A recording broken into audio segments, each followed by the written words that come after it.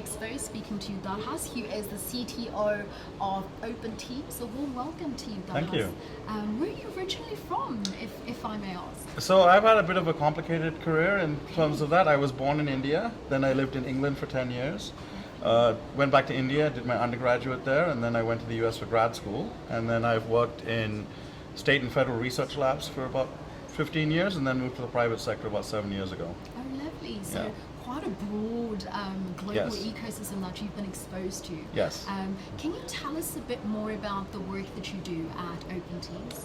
So at OpenTeams, we believe heavily in using open source software to build AI, and that being a way to give people ownership of AI. We don't believe that AI should be owned by one or two, three or four big companies or a couple of multimillionaires. We feel it needs to be more democratized so everyone can own their own AI. That's amazing. So just in terms of ownership from from a commercial perspective, I do understand that access to technology can be quite a heavy commercial incentive or commercial investment rather. How are you making it affordable for end users to be able to access open source software? So to give you a definition of open source, actually most software, 95% of the software in the world is based on open source. Even these big commercial vendors who are selling you stuff, most of their software is free open source software, and they've got a thin layer at the top where they're charging you all the money for. Open source software is software that is developed collaboratively by people all over the world. Often, originally when it started, it was people who were just passionate about building software and wanted to share. More recently, a lot of big organizations have realized that building things collaboratively works better. One thing I like to say is, no one company or one organization can beat the resources of the rest of the world. And so if you can build software collaboratively, you can build better things than any one company. Absolutely. I think collaboration is such an important Yeah. currency.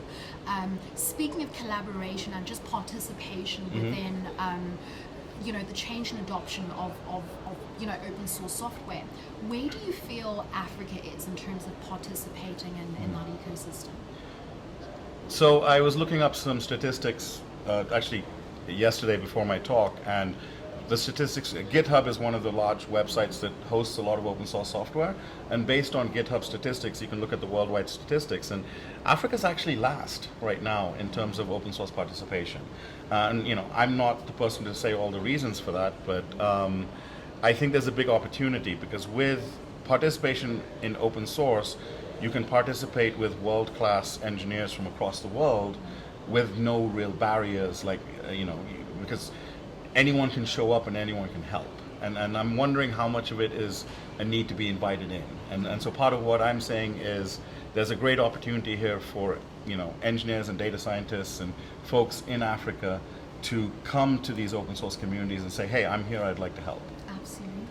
What would that look like from a practical perspective? So if we Yeah. have a recent data science or software engineering graduate who wants to perhaps leverage your software, what would the sort of acquisition or the onboarding look like? Yeah, so first of all, it's not my software, it's open source, so it's owned by a community. But typically the advice I give most people is, if you're doing an engineering or a data science degree or something, there are certain libraries you'll use, especially in Python. There's libraries like NumPy, SciPy, PyTorch. Find a library that you enjoy using, and if you go online, you can find the community for that software.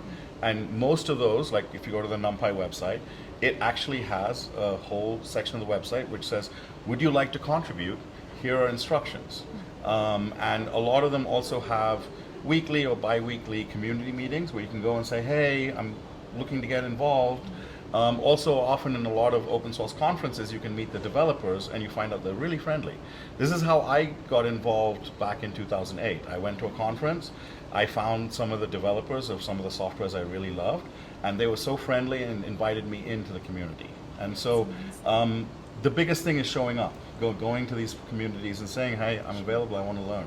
That's incredible. Yeah. You know, interestingly, I was just about to ask you a question around non-technical stakeholders. You know, or Yes. individuals who aren't even in the technology ecosystem, who want to come in, who have an interest in pursuing a career and pivoting, you know, in that particular industry. You've spoken about the openness of the developer community, but what else do you think non-technical stakeholders can do to become part of this particular ecosystem? So that's a very good question, and actually a lot of these communities need more than just developers.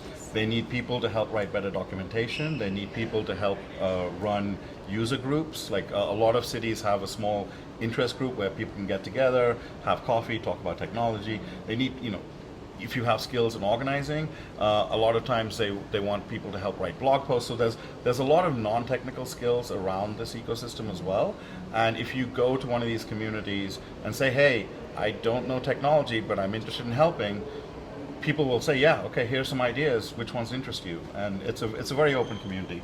And it's a very diverse community because there are people from all over the world working on these projects. Absolutely. Yeah. I mean, and if anything, I think I'm a testament of it because I actually come from a neuropsychology background and here I am in the technology ecosystem. So it's lovely to know how inclusive the industry is. Yeah. So thank you so much for sharing your insights. I think just closing off, is there any advice that you would give to South Africa, to the African continent, in terms of them becoming a lot more involved in the participation of certain developer communities and just avoid being, you know, the last participating nation in terms of adopting AI capabilities? I think there's a couple of things. One is more from the commercial side. You know, as a company, OpenTeams, we're trying to make sure people own their AI and own their things and don't buy into we're trying to say don't buy into the fact that you need to go to a big company that has a black box AI and you can build it yourself. So that's more from the corporate side. But I think from the individual side, I think the biggest thing is avoid imposter syndrome. Avoid the idea that I can't go into these communities because I don't know enough, or you know, I'm not as good as the engineers or developers from the West. Or so. I think that's I talked to a few people upstairs the last few days, and you know, this is not just Africa but other people.